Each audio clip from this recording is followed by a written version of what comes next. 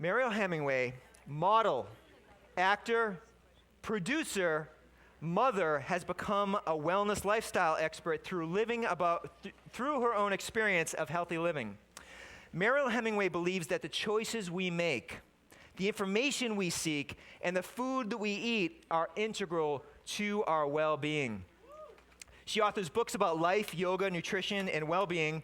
Her company, Muriel's Kitchen, was created to share her passion for living a healthy, happy life. She aids others in the discovery of optimal personal health through teaching them how to treat others well. Please join me in welcoming David Wolf and Mariel Hemingway.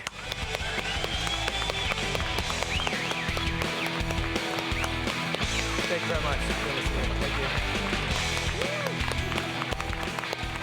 Fantastic. You know, you never know who you're going to run into. You never know who's going to become an ally for the cause. And it's amazing, isn't it? Mariel Hemingway, doesn't she look amazing? Now, I was thinking, I thought, oh my God, I've known this woman since I was a kid. And I'm like, she looks younger than I do. I'm like, what's the story here? She's got a lot to share with us. She's just coming over from the Health Freedom Expo, is that right? Yes. And I heard gave a knockout presentation. So let's give it up for Mariel Hemingway. To be here today because, I mean, the frequency in this place, as you know, is pretty tremendous. And what's so wonderful about speaking here is that you're speaking to people who really already get it and want to go to the next level. So I'm grateful to all of you for that. The reason that I got into health and wellness is because I come from a totally nuts family. I come from so much dysfunction, alcoholism, cancer, suicides. There's 7 suicides in my family. My grandfather, two great-grandfathers, my uncle, my great-uncle, and my sister all committed suicide.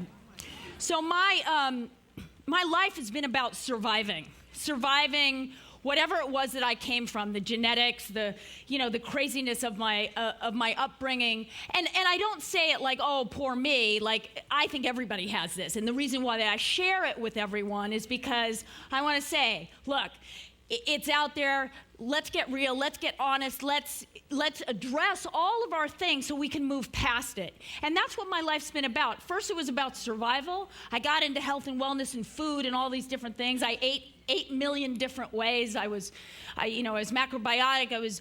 I've been vegan. I ate fruit for a year. I drank coffee for a year. That was interesting. I've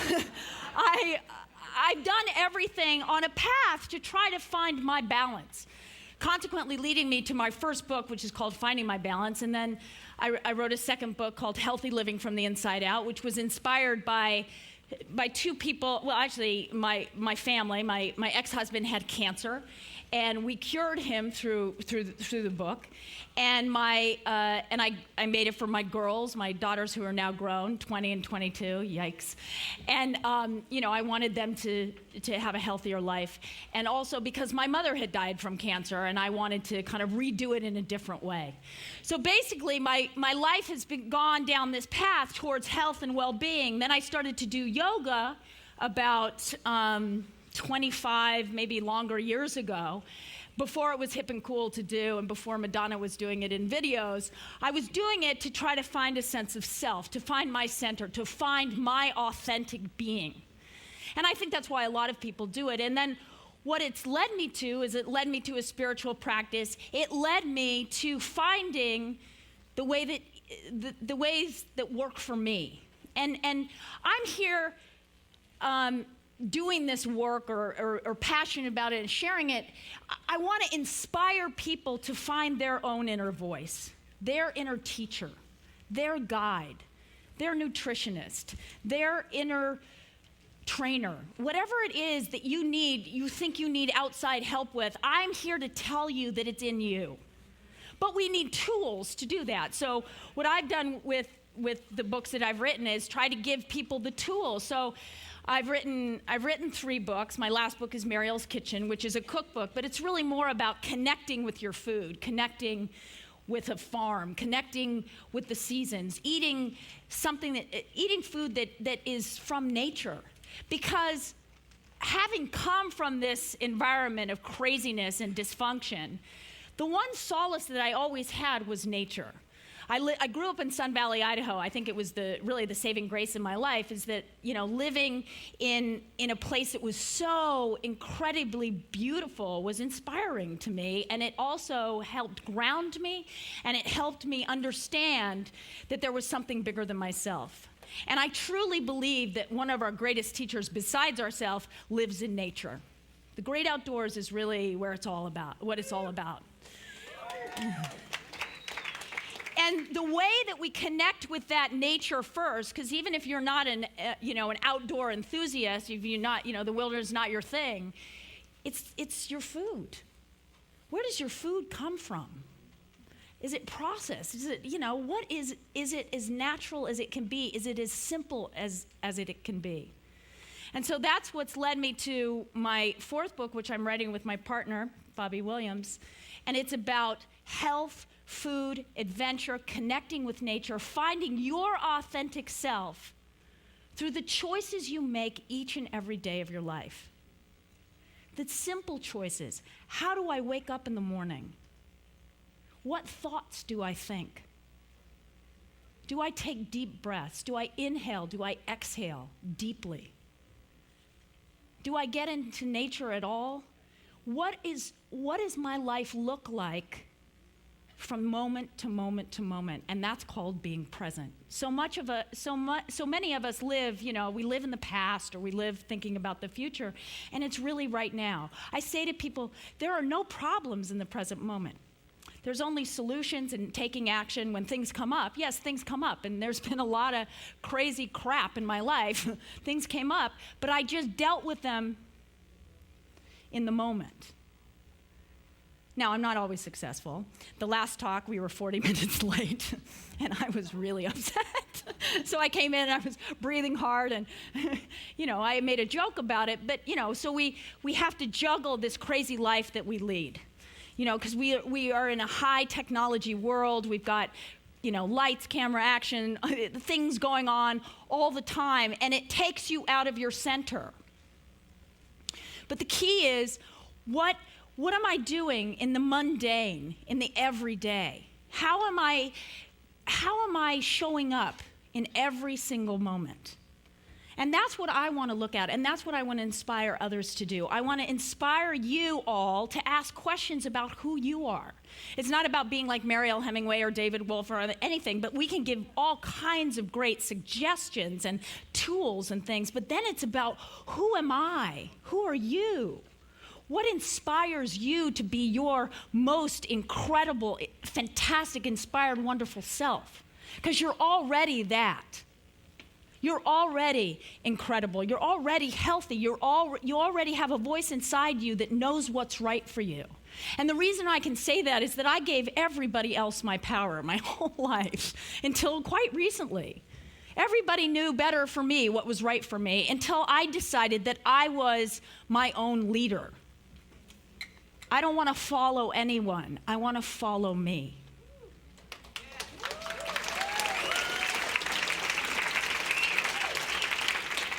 And that's an incredible journey towards your self-love. And I used to think self-love was a really creepy thing. It sounded creepy to me, like, ooh, that's kind of weird. Louise Hay, I love myself. You annoying brat. That's, ew. I'm not going to look in the mirror and say I love myself. Well, the truth is, it's very hard to get there because we're programmed by this environment we live in to do for others, because that's a better thing to do. But you don't do for others well when you don't do well for yourself, when you don't love you.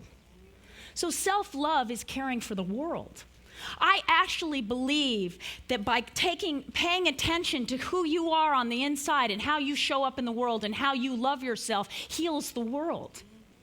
Because when you start connecting with your food, you understand that the water you drink is good, clean, pure.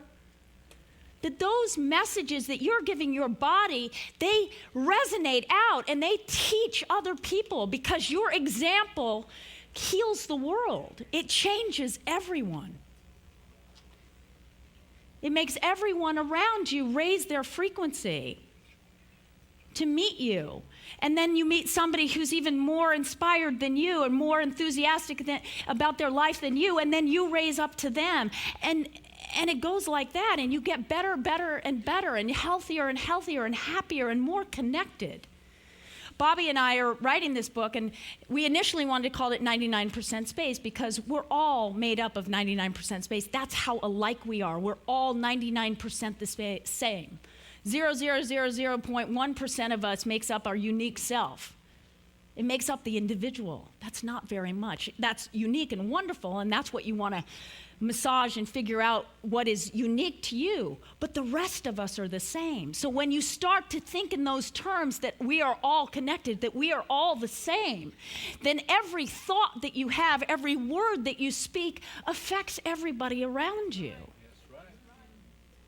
So one really needs to take a moment to slow our lives down, to come inside, to find your center, however that is. You know, whether you do yoga, you hike in the mountains, I'm newly starting to rock climb, whatever it takes to get you into that center is so, so important. So that you can stay grounded in who you are, so that you can resonate your most exquisite being to the people around you. It's a beautiful, beautiful message that you should be inspired to give to everyone, and that it is it's your right to do, and it's really something that you should do. It's like a parent. We lead by example, so be the best example for the world by making good choices for you. Because I do a lot of environmental speaking, and I love the environment. I was connected with the Wilderness Society when I was 18 years old. I went to Washington, D.C. and testified on behalf of the wilderness to save the wilderness because I knew it was so important. And those kinds of things, I have no idea where I'm going with this. Can you help me? Just lost. Woo! Bye-bye. All right, I just have to be honest. I have no idea where I'm going. Grounded? Where was I? I am. Okay, yeah, I know, exactly. Thank you. Actually, I'll just come full circle to nature. I guess I'll just bring it back to nature because it is a teacher, and she just made a very good point that I should probably have my shoes off and really ground because, so many of us, we wear shoes all the time and we're not connecting with nature. And one of the things that Bobby and I talk about is about getting out in nature, taking your shoes off and, feeling the earth beneath your feet. And sometimes you can't do that in the mountains, or you may not be able to go to the beach, but if you can go out in the grass even, every day to connect with nature, that is your teacher. That is your teacher. And making that connection is so very important. That helps you to stay in your center, which I flew off of for a moment. I'm just so excited to be here, to be quite honest.